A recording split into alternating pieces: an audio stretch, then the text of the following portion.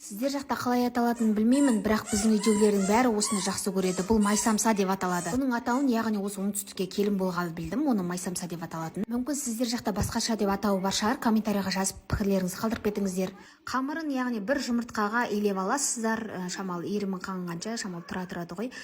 Әрі қарай солай наныңызды жұқа қылып, әдемі қылып, иірімі қанғанша жазып аласыз, жұқа болып, әдемі болу керек. Әрі қарай начинкасын айтып кетейін. Начинкасына картошканы суға пісіріп алып, құр суға пісіріп аласыздар да, картошкаларыңыз піскеннен кейін оны кішкене май құйып, үстіне пиязын салып, қара бұрышын, тұзын салып, дәміне қарай қосасыздар. Кейбір жерлерде оны красный перец, яғни қызыл бұрыш дейді ғой, қызыл бұрышта қосуға болады. Егерде қалауларыңыз біліп, қышқыл болғанын қаласаңыз. Соны қызартып алғаннан кейін, әрі қарай өздеріңіз осылай көлеміне қарай, мен осындай төрт бұрышты дейді ғой, төрт бұрышты қылып, кесіп, ішіне начинкасын салып, осылай вилкамен өстіп екі жағын бекітіп шығасыздар.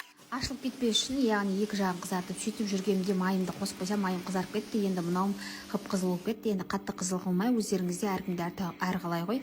Мен мысалы қызарып пісіргенді жақсы көремін, бірақ майым қатты қызып. Әрі қарай ақшыл болып пісірдім, оны вообще түсіремін деп жүріп, ұмытып кетіппін. Жыр болып майсамса деп айтқаным осы. Айтпақшы, тіркеліп комментарий жазып, лайк басып кетіңіздерші комментарийға. Егер де ректе шықса, рек деп жазып кетіңіздер. Бізге ас болсын, пока.